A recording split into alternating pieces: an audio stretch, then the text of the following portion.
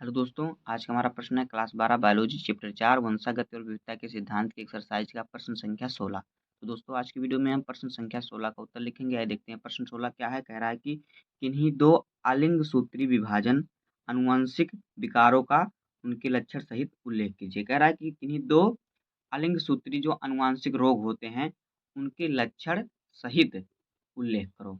तो दो रोग के देखिए, पहले हम इसके बारे में जान लेते हैं। देखिए, शरीर में होने वाली अपाचाय अपाचय क्रियाओं के प्रत्येक चरण पर एंजाइम नियंत्रण रखते हैं। देखिए, जो हमारी शरीर में क्रियाएँ होती हैं, कोई भी क्रिया होती है, उस पर क्या करते हैं, एंजाइम नियंत्रण रखता है, एंजाइम के द्वारा होता है।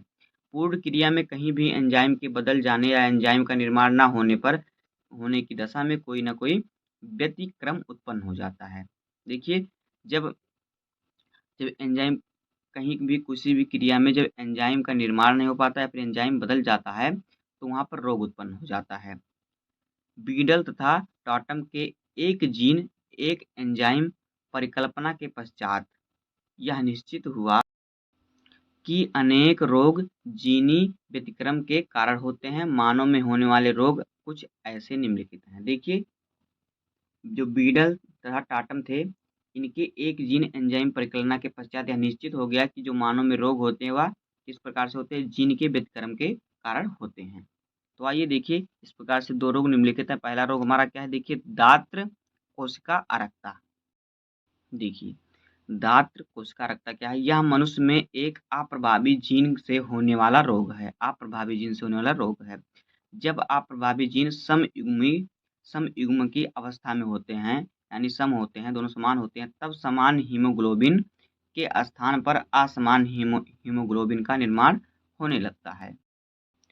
अप्रभावी जीन के कारण हीमोग्लोबिन की बीटा श्रृंखला में छठे स्थान पर ग्लूमेटिक अम्ल का स्थान बैलीन अम्ल एमिनो अम्ल ले लेता है। देखिए, ग्लूमेटिक अम्ल जो होता है उसके स्थान पर क्या, एमिनो अम्ल आ जाता है।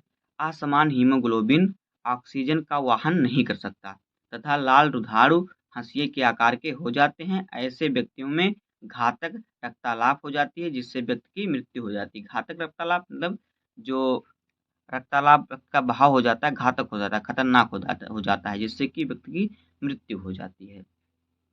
देखिए, दूसरा रोग क्या हो जाएगा, क्या है, फिनाइल कीटोन्यूरिया।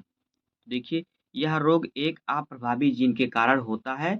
इस लक्षण का अध्ययन सर्वप्रथम सर आर्चिबाल्ड गैरड ने किया था। इस रोग का अध्ययन जो है, फिनाइल एलेनिन एमिनो अम्ल का उपयोग अनेक उपापचयी पथ में होता है। अनेक उपापचयी क्रियाओं में होता है। प्रत्येक पथ में अनेक एंजाइम भाग लेते हैं। किसी भी एक एंजाइम का निर्माण होने से यह पूर्ण नहीं हो पाता, जिससे रोग उत्पन्न हो जाता है।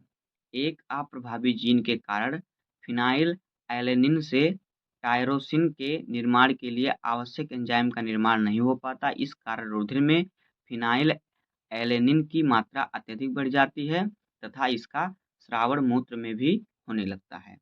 इसे PKU भी कहते हैं। ऐसे बालकों का जो मस्तिष्क होता है अविकसित रह जाता है।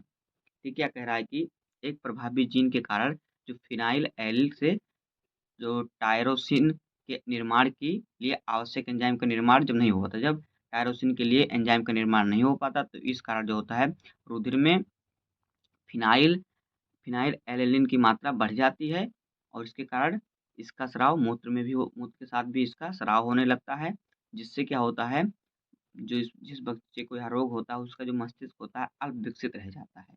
यह शिशु में भी होता है। तो बस इस प्रकार से इसका उत्तर हो जाएगा। उम्मीद है कि आपको वीडियो पसंद आया होगा। अगर आपको वीडियो पसंद आया हो तो वीडियो को लाइक कर दीजिएगा, चैनल पर नए सब्सक्राइब कर दीजिए। मिलते हैं किसी नेक्स्ट वीडियो में, तब तक के लिए धन्यवाद जी।